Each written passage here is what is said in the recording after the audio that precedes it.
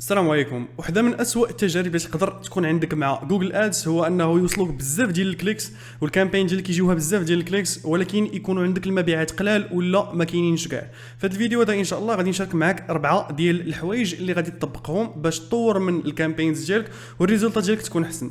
يلا نبداو مورا الانترو.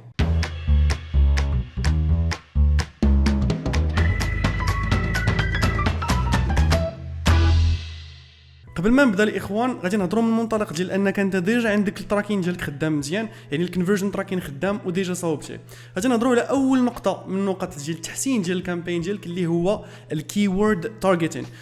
ملي كنهضروا على الكيورد تارجتين فحنا كنهضروا على جوج ديال الحوايج، الكيوردز اللي انت كتارجيتي والسيرش تيرمز اللي انت كطلع فيهم. فكما كتلاحظوا هنا الاخوان هذا الكامبين هذه راه بوزد بمعنى ما خداماش، ولكن انا اللي بغيت نوريكم هو عندنا 16 كيورد اللي حنا كنتارجيتيوهم هنا، شي وحدين فيهم اكزاكت ماتش، شي وحدين فيهم فريز ماتش، وشي وحدين فيهم برود ماتش. كما كتلاحظوا هنايا عندنا غير 16 الكيورد في الكيوردز اللي حنا كنتارجيتيو، يعني اللي كنقولوا لجوجل اي تارجيتي. ولكن الا مشينا للسيرش تيرمز، يعني الكيوردز اللي كتبوهم الناس وطلع فيهم الاد ديالنا حنا وبطنا لتحت، فغادي نلقاو اكثر من 5418 سيرش تيرم.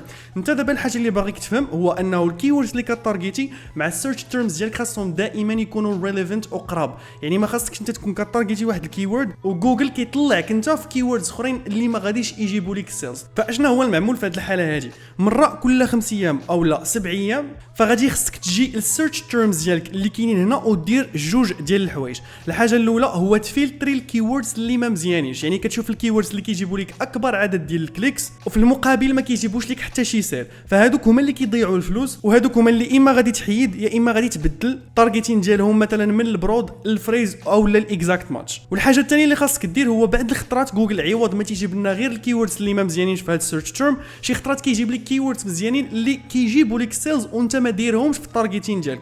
ففي هذه الحاله خصك تسيليكسيونيهم وديرهم اد از اي كيورد، يعني خاصك تزيدهم از كيورد باش تقدر تبدا تبيدي عليهم اكثر وتقدر تفوكس عليهم اكثر وتقدر توبتيميزي الكامبين ديالك على هذوك الكيوردز اكثر. اما في حالات كانوا هذوك الكيوردز ما مزيانينش فغادي تسيليكسيونيهم بطبيعه الحال غادي دير لهم اد از ا نيجاتيف كيورد. بهذه الطريقه هذه غادي يكونوا الكيوردز ديالك دائما ريليفنت للسيرفيس ولا البرودوي اللي انت كتبيعه. وكما قلنا هذه هي اهم حاجه، حيت الكيورد في السيرش هما اهم سيجنال اللي كيتبعوا جوجل باش اوبتيميزي الكامبين ديالك. نتمنى هذه النقطه تكون واضحه. ندوزو للنقطه رقم 2. بالنسبه للنقطه رقم 2 فغادي خصنا نمشيو للسيتينغز ديال الكامبين، حيت هنا بغيت نشرح لكم جوج ديال الحوايج. الحاجه الاولى هو البيدين استراتيجي باش انت خدام وكيفاش كتاثر على الكاليتي ديال الكليكس ديال الناس اللي تيجيو لعندك. والحاجه الثانيه هو اللوكيشن تارجتين. نبداو بالبيدين استراتيجي. بكل بساطه الاخوان الا كنتي باغي تجيب كليكس هاي كواليتي فخاصك تبعد من جوج ديال الانواع ديال البيدين. النوع الاول هو الامبريشن شير. الامبريشن شير تيعطيك الاكسبوجر،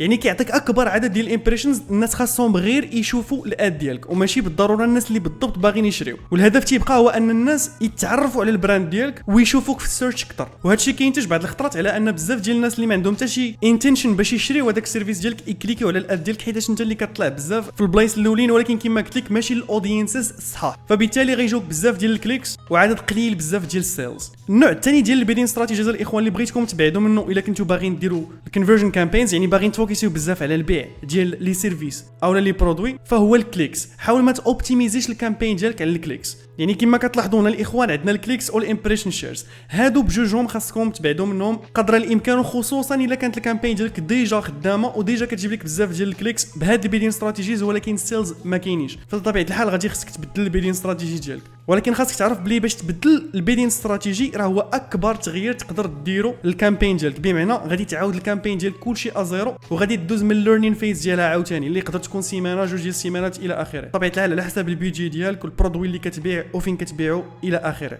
الحاجه الثانيه اللي بغيت نشرح لكم الاخوان هو اللوكيشن تارجيتين. بزاف الناس كيديروا واحد الغلط، هو ملي كيختاروا اللوكيشن ديالهم بحال هذا الكلاينت هذا تيخلي presence or interest.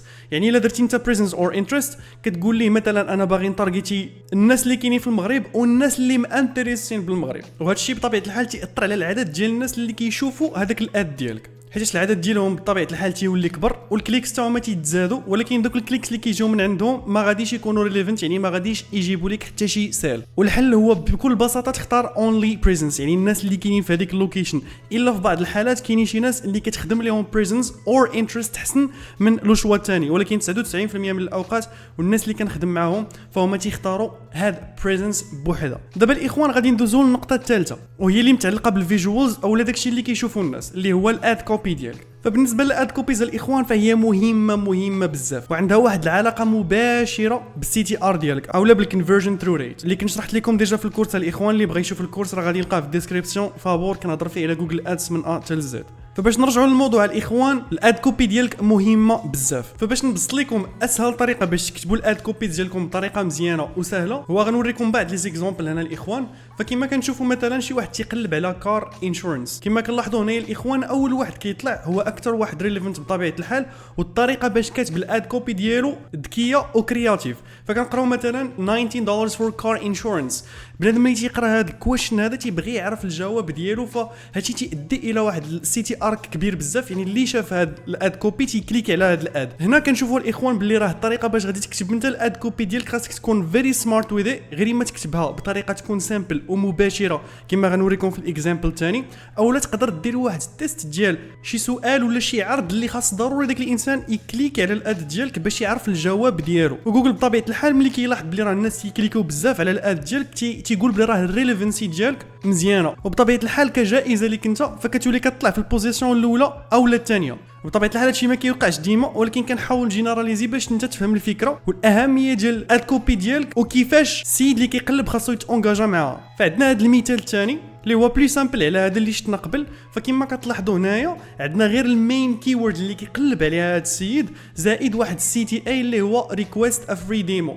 لمن درنا هذا الناس اللي تيقلبوا على سمول بزنس هيلث انشورنس. فكما كتلاحظوا هنايا الاخوان هذا الاد هذا سامبل بزاف وريليفنت للكويري اللي كيقلب عليها هذا السيد هذا. بطبيعه الحال هادو اللي كاينين لتحت هنا الاخوان هما السايت لينكس حتى هما اللي كنا هضرنا عليهم في الكور ديال جوجل ادز. بكل بساطه الاخوان عقلوا غير على هذه القاعده هذه، الا ما قدرتوش مثلا تكتبوا بحال هذاك الاد كوبي اللي وريتكم الاولاني فتقدروا تستعملوا هذه الفورميلا باش تكتبوا واحد الاد كوبي اللي يقدر يجيب لكم سي تي ار مزيان وكليكس مزيانين. فعندنا المين كيورد كنحاولوا ما امكن نهزوا الكيورد اللي بغينا نخدموا عليها في هذيك الكامبين اولا في هذاك الاد جروب وكنحطوها هي الاولانيه وكنبينيوها وكنتبعوا ليها واحد اليو اس بي اللي هو اليونيك سيلين بوينت ديالك انت، ومن بعد كنتبعوا ليها السي تي اي بحال هذا اللي في هذه الحاله اللي مكتوبه فيه ريكويست ا فري ديمو. فيقدر يكون باي ناو كول ناو ولا شوب ناو مثلا. باش نديروا واحد الفيري بيسك اكزامبل الاخوان، فكما كنشوفوا هنايا عندنا المين كيورد هي جيمين كيبورد مثلا، وعندنا اليو اس بي ديالنا اولا اليونيك سيلين بوينت يعني الحاجه اللي كتميزنا على الناس الاخرين هي 40% اوف والسي تي اي ديالنا هو باي ناو. فهذا كيبقى فيري بيسك و سيمبل اد كوبي اللي تقدر تكون احسن من هذاك الشيء اللي انت كتكتب اللي غير ما كيكون كثير ولا ايريليفنت ولا ميسليدين شي مرات. فكنبغي نرجع ونعاود نفكركم مره اخرى الاد كوبي مهمه بزاف الاخوان. فالسيد اللي كيكون كيقلب ما كيهتمش انت واش درتي الكيورد تارجيتين ديالك صحيح ولا اللوكيشن تارجيتين صحيح ولا البيدين استراتيجي صحيحه، ولا هو اللي كيهمو داكشي اللي مكتوب قدامه وكيقرر واش غادي يكليك عليه ولا لا. فحاولوا الاخوان تبعوا هذه القاعده هذه فاش تكونوا كتقادوا الاد كوبيز ديالكم. والنقطه الاخيره اللي بغيت نهضر عليها الاخوان ومهمه حتى هي بزاف هو اللاندين بيج اكسبيرينس. يعني انت تقدر تكون كدير هادشي كامل اللي شرحت لك في هذا الفيديو، تقدر تكون كدير نيجاتيف كيوردز ديالك، البيدين استراتيجي ديالك حتى هي تقدر تكون مزيانه، اللوكيشن تارجيتين ديالك غادي يكون مزيان، والاد كوبي حتى هي كتبتيها مزيان، ورغم ذلك ما كيجيوكش السالب. ففي هذه الحاله هذه الحاجه الوحيده اللي خاصك ترد معاها البال هو اللاندين بيجز ديالك اولا الموقع ديالك. فكاينين بعض المشاكل اللي غادي يوقعوا في السيت ديالك اللي غادي يمنعوا الناس انهم يشريو من عندك داك السيرفيس ولا البرودوي، اللي هما مثلا واش السبيد ديال الويب سايت ديالك مزيانه، الا ما كانش مزيانه فخاصك تامبروفيها، واش الكول تو اكشنز عندك واضحين وباينين، واش السيرفيس اللي كتبيع هو نيت اللي انت مادفرتايزي، واش الكونفرجن جورني مزيانه ولا لا. وهذه النقطه ديال الكونفرجن جورني بغيت نسطر عليها 100 مره حيتاش مهمه بزاف. مثلا انا جيت دخلت للسيت ديالك وبغيت نشري هذاك الجيمين كيبورد، واش العمليه ديال الشراء سهله او لا صعبه؟ الا بغيت مثلا نشوف لي زانفورماسيون ديال هذاك الكيبورد واش كاينين في الديسكريبسيون كاملهم، واش كاين واحد الفيديو اللي نقدر نشوف فيه هذاك البرودوي، واش لي كولور اللي داير بهم حتى لي بوطون ديالك واضحين وباينين مزيان، واش ريسبونسيف للموبيل يعني دخلت من التليفون ديالي نقدر نشري بلا ما نلقى حتى شي اشكال، واش اللينكس كاملهم خدامين، واش التصاور ديالك مزيانين، واش واش الفونت باش خدام مزيان، واش الثمن واضح، واش الوقيته فاش غادي يوصلني هذا البرودوي هذا حتى هي واضحه. يعني هاد المسائل هادو كاملهم اللي غادي يحتاجهم السيد اللي غادي يشري من عندك واش عندك في هذيك اللاندين بيج. يعني انت ضروري ما تستعمل تولز مثلا بحال هوت جار ولا اي سوفتوير اللي غادي تخوليك تشوف الناس اشنو كيديروا ملي كيجيو للسيت ديالك، وتاناليزي فين كاينين المشاكل وتحل هذوك المشاكل باش البيرفورمانس ديال الكامبين ديالك حتى هو يتحسن. حيت الا كانت اللاندين بيج مزيانه غادي يجيوك سيلز اكثر، والا شفت الكامبين بلي راه انت كتجيب سيلز اكثر فغادي تهبط لك الكوست ديال السي بي اي وغادي تجيب لك سيلز اكثر. فردوا البال الاخوان مع اليوزر اكسبيرينس وتشيكيو السيتات ديالكم باج باج، وخصوصا اللاندين بيجز اللي كتصيفطوا لهم الناس من جوجل ادز، وتيقنوا بلي راه ما كاين حتى شي مشكل في عمليه الشراء وانها بسيطه وسهله وكتوري كاع المعلومات اللي غادي يحتاجهم